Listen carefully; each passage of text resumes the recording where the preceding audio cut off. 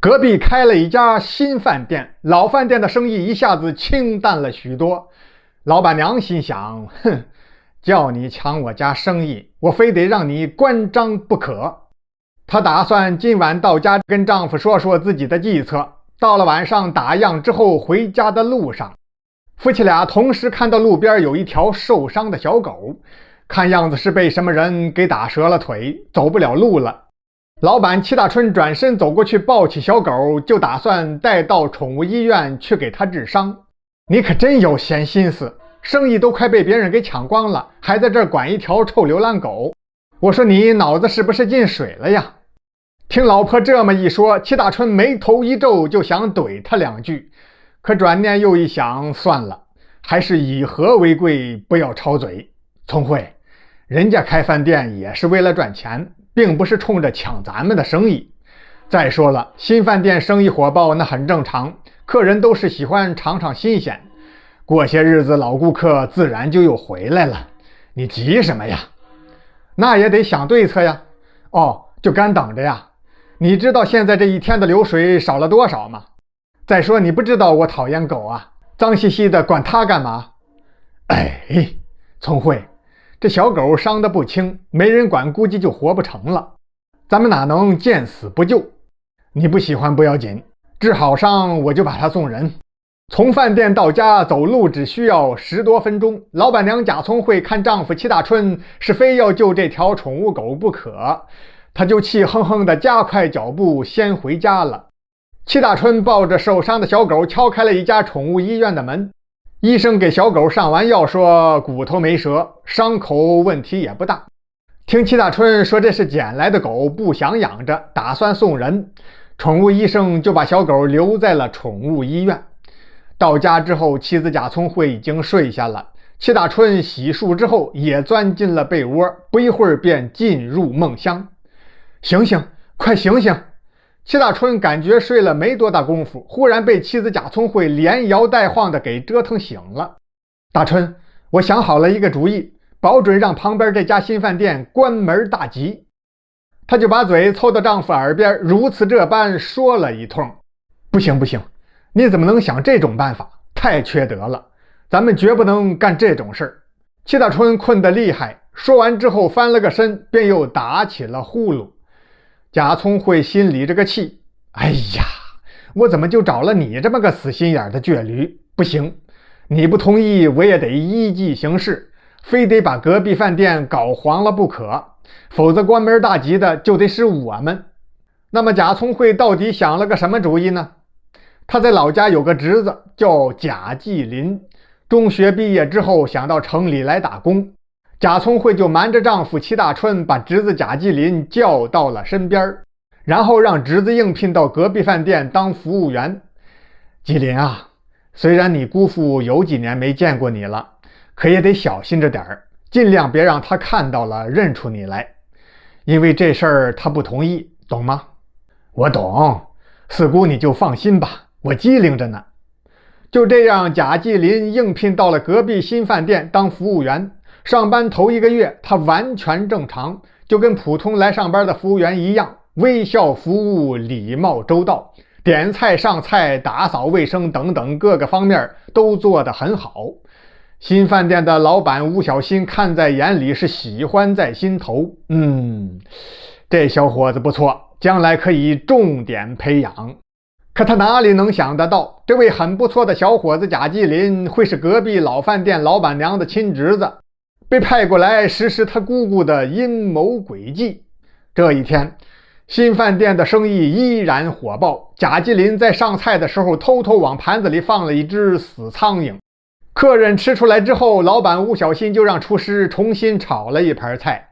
接连放了几次苍蝇，觉得不过瘾，贾继林就弄来了一只死蟑螂放到了菜里边，这下子可把客人恶心坏了，闹腾了一番，免单了事，再也不上你们这儿来了。望着食客愤然离去的背影，吴小新紧锁眉头，一跺脚，哎呀，这是怎么回事？我天天强调要搞好卫生，怎么最近总是出现苍蝇，今天连蟑螂都有了？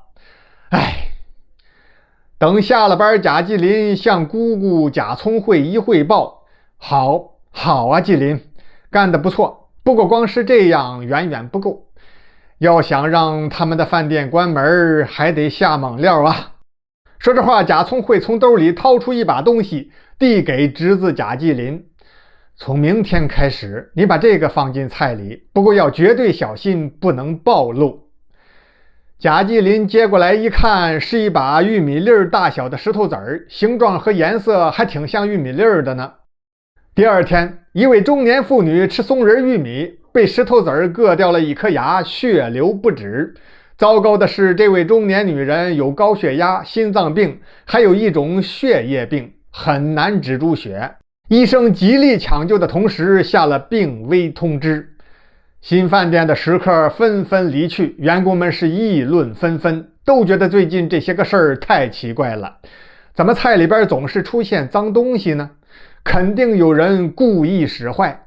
老板吴小新搓着双手想了半天，也不知道该怀疑谁。在厨师长的建议之下，就报了警。贾继林被吓得够呛：“姑姑，我们老板报警了，你说我会不会被抓起来呀？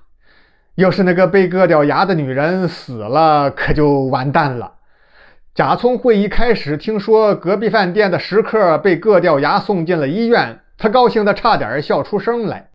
现在听侄子回来一说，那割掉牙的女人生命垂危，可能要出人命，而且新饭店的老板吴小新已经报了警，他也傻了，两眼发直。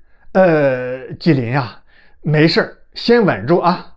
你最近就不要来找我了，好好在新饭店上班，千万别让人看出来心虚，知道吗？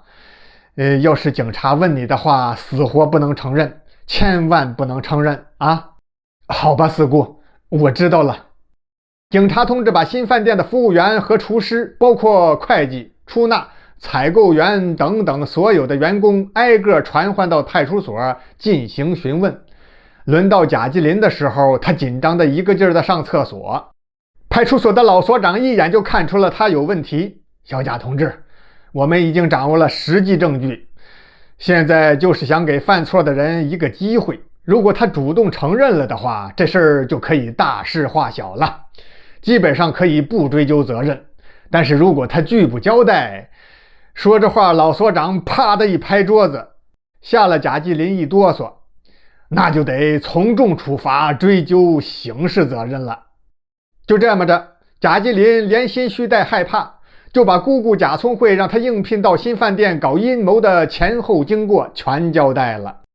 老饭店的老板娘贾聪慧正提心吊胆坐在吧台后面发呆呢，两名警察推门而入：“贾聪慧，麻烦你到派出所协助调查，走吧。”贾聪慧身子一软，长长的出了一口气，便跟着警察去了。老婆忽然被警察带走，戚大春懵了。他知道贾聪慧心眼不是太好，可怎么也没想到他会真的去害别人。等追到派出所问清楚情况之后，戚大春垂头丧气回了自家饭店。老饭店的生意更加清淡了，几乎没有一两桌吃饭的。于是戚大春找到了新饭店的老板吴小新：“老弟，我这饭店撑不下去了，如果你能接手的话，我给你算便宜点。”“大哥，你再坚持坚持，兴许生意很快就好起来了呢。”“不，我知道这饭店在我手上好不了了，你不愿意要的话，我也得转让给别人。”就这么着，新饭店的老板吴小新接手了戚大春的老饭店。“大哥，接手可是接手，不过你得留下，这个饭店的管理还是你来负责。”戚大春点头同意，成了自己原来饭店的经理。不幸之中有万幸，受伤的女食客度过危险期，保住了性命。医药费、误工费等经济损失均由贾聪慧负责赔偿。另外，贾聪慧还被判了半年的拘役。侄子贾继林接受批评教育之后回了老家。吴小新接手老饭店之后，把新老两个饭店打造成了两种不同的风格，生意都很不错。这一天，贾聪慧拘役期满回到了家，戚大春准备了一桌子的酒菜，与妻子共进晚餐。吃饱喝足了之后，聪慧，最近我反复考虑，咱们俩许多方面都不合适。说这话，伸手从上衣口袋里掏出2张纸，递到了贾聪慧的面前。贾聪慧一看离婚协议书，鼻子一酸，就想要哭，可他没哭出来。思索片刻之后，接过齐大春地上的钢笔，刷刷刷签上了自己的名字。